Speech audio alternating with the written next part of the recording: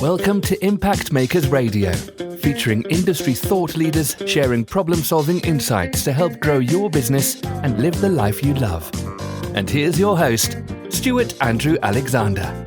Hi ladies and gentlemen, this is Stuart Andrew Alexander back again with another impact-making guest.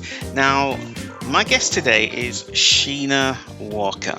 Now, Sheena is a globally renowned performance consultant who takes Olympic winning strategies and helps you to apply them to your career, business, and your life. A graduate of the University of Stirling, specializing in business HR, education, and media. She's a highly respected business development professional, international speech coach, and public speaker who speaks on performance management and performance coaching, public speaking training, leadership HR, and personal success related topics. Sheena is passionate about helping new and established firms break their performance boundaries by using her seasoned performance development techniques which help accelerate one's success. Her passion, focus, and enthusiasm for super performance solutions will address your business challenges and champion individual and team performance. She has a rare and unique background as an athlete and as a performance coach in sport, and continues to be mentored by the world's leading figures and pioneers in the realm of business and public speaking. And she's here today, ladies and gentlemen, to talk to us about some of the problems, some of the obstacles, some of the pitfalls, some of the fears and misconceptions surrounding the people she has a passion around helping the most. So, with that said, let's welcome her to the show, Sheena Walker. Sheena, welcome to the show. Hi. Good morning, Stuart, and good morning to the listeners. So briefly, in your own words, Sheena, who is your perfect prospect? Who is it that you help? Right now, I'm working with CEOs and leaders. And these can be people that are brand new into a post, or they're actually established in companies, but are finding, because the economy's changed and it's quite dynamic, they're not actually managing to stay ahead of their competitors, or they're finding it difficult to speak in the boardroom, difficult to win new contracts. So I help them to break their performance boundaries and teach them performance techniques to have podium success. Okay, so when you think about these CEOs and leaders and newly established firms and how you help them, can you share with us 2 to 3 common obstacles that you find prevent them from achieving their desired outcomes? Well, what I found is that the key one is that I speak to brilliant people with lots of skills, very intelligent and very passionate about their company, but they don't know how to figure out the business strategies. And 95 times out of 100, what I find is that none of them have a strategy. None of them have a plan. And they go in and perhaps work quite reactively, which I think is limiting their personal and professional development. Also, it's not positioning them very well in the market. Okay, are there any other obstacles that you come across, Sheena? In the market right now, it's important that you have a brand. So when we think of Apple or Amazon or companies like IBM, you immediately know what these people do. And sometimes when I speak to people who are looking for my help to step up, they're a little unclear about what their niche is in the market and what their customers' challenges are. So I think what's really important for them to step up in their business is to become that go-to person and be the expert. And right now they're finding that very difficult because asking them to think about their brand is something sometimes quite new for them.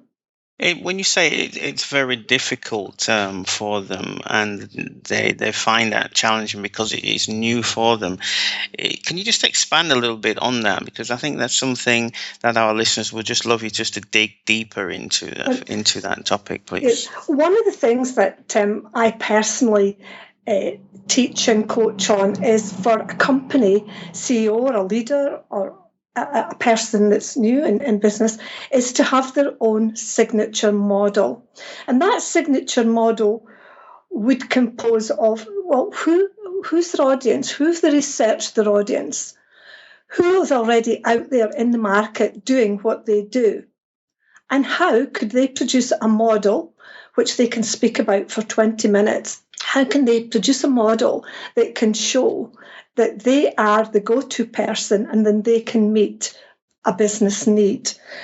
And what I find is that people don't have a signature model, a model that positions them in the market, a model that they become the expert, a model that means they're the go-to person. And that's quite a unique way to look at business planning. So when you say signature model, then Sheena, do you have an example? Obviously, without giving away the name of the client, do you have an example of a company that you've worked with that didn't have that signature model in the beginning, and then after working with you, they had that? And what were the results? What difference did that actually Well, I make? think probably the best example that I can give you today is my own model, which is called The Secret of a Corporate Athlete.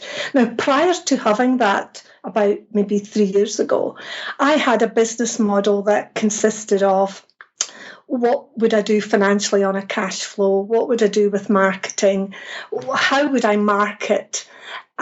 Would I need staff or would I need somebody to assist me training? The normal, that is probably fairly ordinary now. And because I had a sports background, what I found working in corporate world, unconsciously, I was speaking about being an elite performer, having winning strategies in sport. And I actually became obsessed with people's habits and processes of top performers in sports and business. And what I did was I produced a model called The Secret of a Corporate Athlete. And that's my signature model that has 7 areas of performance. And when I go out, I overview what my model is, the challenges that people are facing right now, and the benefits that my model will add to their company. That is giving their company a solution to where they are right now. Thinking about these CEOs and these leaders that you work with, and also the newly established firms that you help, when you think about what they're trying to achieve, what they want in terms of breaking their performance boundaries, can you share with us 2 to 3 popular misconceptions that these prospects may have about achieving that desired outcome? That's a really great question, Stuart. I just love it because when I go in, sometimes they say to me, somebody said to me yesterday, Sheena, I don't have time to plan because if I started to plan, I could work for an afternoon. I don't have time to think about training staff. They just come in and they do what they've always done. And so for me, what I think is that they're doing what they've always done and they'll lose their market share because right now people are becoming really smart in the market, really competitive. And I call it looking for podium success. That podium success is about being the best, having a gold standard at work. And if you fail to plan, then I think that financially you're going to find that in a few years you'll have to close. And I call that working with a shamble sheet. The listeners might want to write that one down. You have a shamble sheet if you don't have a plan. And a shamble sheet is 6 or 7 pieces of paper that you shuffle about every day hoping that one of them might work. Okay, so what about those companies or individuals, the CEOs that you work with, one day wake up and they have this really cool idea that everybody will love? Is that a misconception that you come across in your business? Yes, I think that for many companies, I've got one negotiation just now with a top fashion company, and they've got a very big brand out there, which will be fantastic for me if this negotiation goes well. But right now, the person that actually delivers that message for the brand has had no training in public speaking or positioning the company. And if you think that some of these companies spend thousands of pounds on branding and marketing in the media, and yet internally they don't, or up to now, they haven't seen that spending money and investing in personal development actually is the key to having a winning business.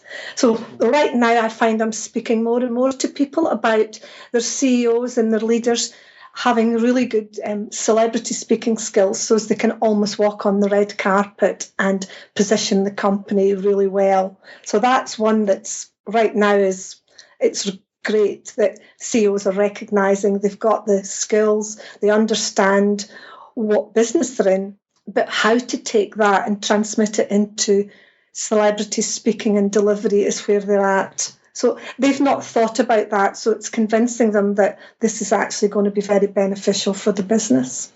So I know there are many misconceptions that you come across as you're out there helping these companies, but have you ever heard the one where a CEO or an HR director will turn around and say, Sheena, I can manage without training. I never needed to train my staff before.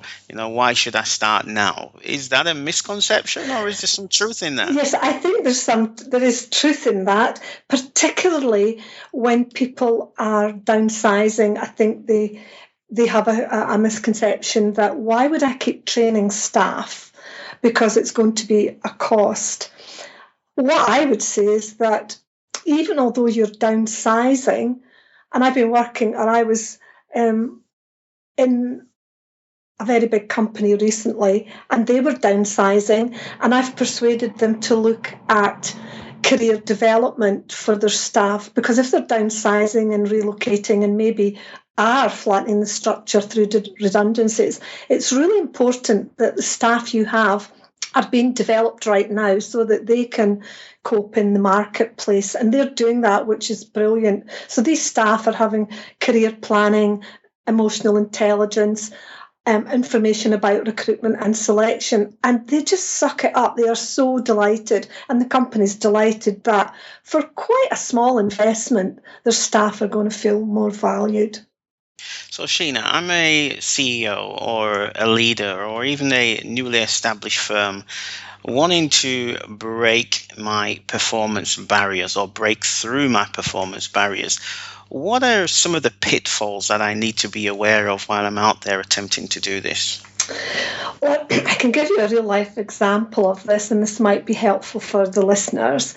But one of the pitfalls when people start on their own, they're self-employed and they don't have to think about anybody else. But once you then become a limited company, or you become a company and you are the CEO and you take on staff, then the structure and what you have to do with staff changes considerably.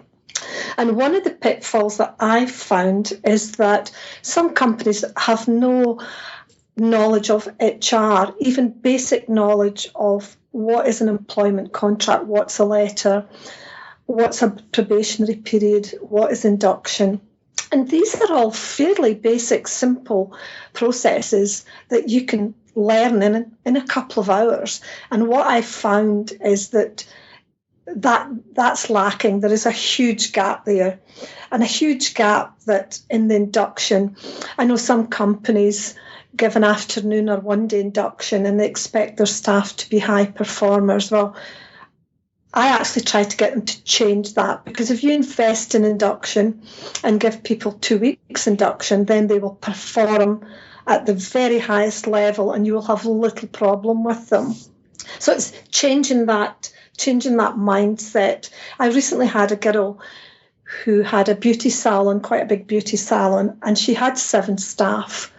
And she was expanding into a bigger building and taking on 7 staff. Her initial 7 staff didn't have any employment contracts, no induction, although they were great girls and she looked after them really well. And the new staff she was taking on, she realised that they needed to have a contract, they needed to have a better employment structure. And actually, for a business owner to think you can have 14 staff, 7 on contracts and 7 not on contracts, this is a real life situation that I was dealing with earlier this year. So that can be very complex unless it's handled very carefully. Thanks for that really concise and detailed answer to one of the pitfalls that you come across on a regular basis there, Sheena. Can you just share one more with us, please? One more that I think that one of the things that I've come across, particularly perhaps in, dare I say, the health service with health and safety legislation and compliance, and sometimes health and safety legislation and compliance is something that's there and can be activated when you have a problem. And I think what needs to happen now, one of the misconceptions of health and safety, and we just have to look at the news on a daily basis, particularly in Scotland, we've had 3 major incidents where health and safety perhaps has been brought into question about how often it's regulated, checked, risk assessments. And I think that in companies now, the very first thing that CEOs and leaders need to look at is the whole aspect, the whole strategy of people development, talent development, health and safety, and the whole aspect of legislation and compliance, because ultimately that can lead to litigation. So it's really, really important that staff are aware of what's expected of them and that you have a health and safety expert in your company that can follow that up regularly. Let's just quickly move on and speak about some of the most common fears about attempting to achieve their desired outcomes. Can you just share a couple of those that you come across on a regular basis while you're out there speaking with these CEOs and leaders in the companies that you work with? I think some of the fears, there's 2 types of fears. There's personal fear about how confident you are and what your own self-beliefs are. And then there's professionally how you deliver and work in a company. And I find quite often I meet people who, as I said earlier, that are skilled and they talk to me and they tell me about what they want to see. However, they just feel that if they start to make changes as a leader, if they start asking their staff to do things differently, then it might lead to confrontation. And so what I need to be able to do is help these leaders and CEOs to find a really good way to deliver managing change and to use language in a way that you get their staff buy-in, because staff will only change with you if there's something in it for them. If they can see added value, if they can see that there's going to be promotion, they can see they're going to get extra training. And sometimes I found that CEOs, leaders, managers are hesitant because they know there might be this challenge, but handled very carefully, the change can be very positive. Interesting. Any other fears that you care to share with us today, Sheena? Some of the other fears are that now in big companies, people need to be multi-skilled. So staff need to be multi-skilled. They can't just go in and do one job now. So quite often we had HR, the old HR was about just doing contracts. The new HR is about managing talent, developing talent, managing your organisation. And they're called HR business partners. But talent development is absolutely key to actually taking a company and staff forward. And I think that their experience, some of the experiences that leaders have had, is that when they go to ask a member of staff to do something, they just go and say, as from Monday, what I'd like you to do is, and they just tell them, or they have just told them fairly directly. What's important is you bring your team together, tell them about the changes that your organisation is making, why you're making these changes, what the benefits to staff are about making these changes, how it's going to make a difference to their performance, the company's performance, and maybe to end of year performance. And usually, by taking a different approach, it's soft on the people but hard on the issues you want to see developed. You get staff's buy-in when you explain things to them in a different way. Why would they want to achieve the outcomes of wanting to break through their performance barriers? Why would the people who you work with want to do that? Well, right now, I think that sometimes, I have to use the power of your word, impact, influence, and negotiation to persuade them why it's important. And if I was to say to your listeners, if I mentioned the Ryder Cup and the Davis Cup, you would immediately think, wow, top performers that have got mastery skills. And behind every hero and a celebration of people that win in the Ryder Cup are people that's got mental toughness to persevere through difficult circumstances and training. But what they have as a sports athlete, they have a performance director that gives them tools, tips, and techniques to actually stay ahead of their competitors. Let's transmit that into the business world. What if you had a performance business director who gave you tools, tips, and techniques to stay ahead of your competitors with the mindset, with the performance, getting results, so that you actually had the competitive edge? And when you look at comparing sport and winning strategies in sport, a key aspect for me is when I work with a sports person and I give them an action that's going to make a difference, they don't question my credibility. They just go and do it within an hour. So why is it in the business world, you've got CEOs that have a big strategy in front of them and they tell you, in 2 years, I'll achieve this. And I go in and I say, no, you can achieve that in 4 weeks. We can look at putting a signature plan together that you can achieve this in 4 weeks, which will make a difference to you, your staff, your company, and how people perceive you out in the world, basically. Sheena, let me ask you a personal question. Okay. Are you having fun on this interview? Yes, it's great. I just love working with people and being able to, part of me is adding value, giving people strategies that they've maybe never, or a game plan. I call it having a game plan, giving them ideas and adding value that they've maybe never ever thought about or somebody's never shared with them. And they look at me and it's like they've got a light bulb moment and it's saying, oh, that's simple. And that's what being a really good performance person is. It's being able to put things across in a winning way, but in a simple way that people you work with don't see it as a challenge or conflict. They just know, wow, I need to step up and show up now. And it's great that you're asking me questions that I just love answering. Sheena, it's been a great interview so far. We know exactly who it is that you have this genuine passion around helping. You love to work with CEOs, with leaders, with newly established companies, and we know why you help them. You spoke about some of their most common obstacles that they face. You mentioned some of the misconceptions that they may have bought into, and you also warned them about some of the pitfalls that they should be aware of. And you just spoke about some of the fears that hold them back, as well as some of the emotional and logical reasons why they would want to achieve their desired goals. So, Sheena, now that we know all of that, let's talk a little bit about your solution. What is it exactly? Does it have a name? Does it have a brand? What made you come up with the idea, and what inspired you to help the kinds of people that you work with today? Now, I know that was like 1,001 questions in one sentence. Okay.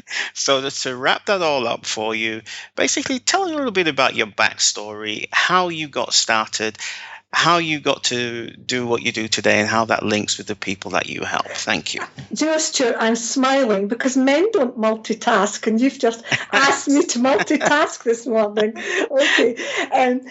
When I was younger, I was a swimmer and could be seen going to the pool at 5 o'clock in the morning to train. And I had a very strict coach who almost wouldn't get away with now with how he spoke, but I just loved him. He was great, and I learned such a lot from him.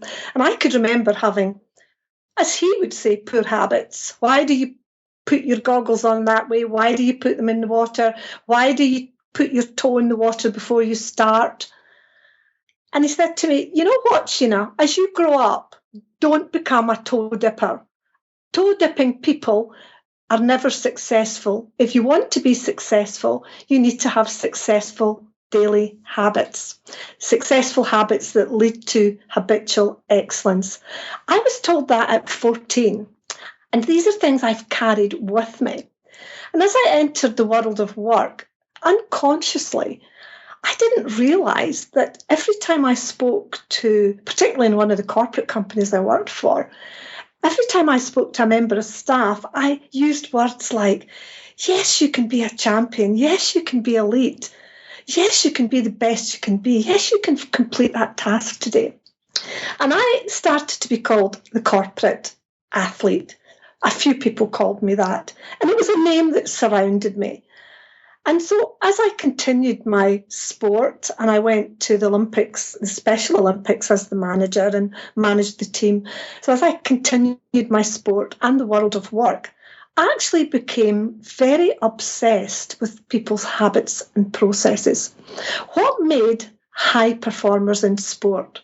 What was their mindset? What was their performance? And how did they get results? What did top business people do? So what I'm doing, I'm writing a book at the moment, and the book and my model is called The Secret of a Corporate Athlete. And I've taken Olympic winning strategies to help you apply them to your career, your business, your life, and take you beyond anywhere that you may have been. And we're using simple, consistent, everyday actions to actually help improve performance. So the model, The Secret of a Corporate Athlete, has 7 areas of performance improvement. And this is delivered through workshop, training, development, one-to-one, and high-performance coaching. And what I found is that some companies might take 1 or 2 of the models, maybe setting a game plan and then having mentoring. Some might take the performance coaching and very keen on being a corporate communicator and learning how to speak different. But these 7 areas are 7 areas that you are the only 7 areas you need in your organisation. And we're using an innovative and creative way of delivery. And that's what engages the people. It's the delivery, the content, the way I've scripted it, the way we do the practical exercises that means that people are learning these daily habits. And we use these phrases, learn daily habits, step up to habitual excellence. And I just love it. It's a great program that when I worked with somebody 2 weeks ago, an HR director, he fed back to me that a couple of the actions I gave him, in 4 days, it made a difference to how he thought and how he spoke to his staff, looking at how he had to use his communication differently. So it's great. So today I use that model. That's what I speak about. That's what I share. And if anyone wants to have a little bit more information, I'm happy to share that with them. Thank you so much, Sheena. You've been amazing today. You've certainly proven that you have a passion around what you do and the people that you help. You've certainly demonstrated that you are the consummate educator and advocate and trustworthy advisor for the people that you help the most. So with that said, Sheena, if there is an individual or someone representing an organization, such as an HR director, an event organizer, or even a CEO, investors, vendors, or any other types of key business decision makers who are listening to your show and they want to know more. They want to know where they can find you. How would they do that, Sheena? How would they connect with you? Okay, they can connect with me with my email, Sheena@SheenaWalker.com. I've also got a website, www.pitchperfectguru.com, and you can send me a message from there. And also on a Monday morning, I have some business boosting slots on a Monday morning. And if I'm out of the country, it would be a Tuesday. And people can come on for 15 or 20 minutes with a question, and I will give them an answer that they can go away and implement. And these are complimentary, so I'm happy to do that. On my website, they can sign up for a newsletter, and these go out every week with lots of hints and tips on performance and speaking. And I'm more than happy if any of the listeners want to contact me for any of these areas. Perfect. Sheena, we've unfortunately run out of time. It's been fantastic having you on the show today. Thank you so much for sharing such great information with the listeners.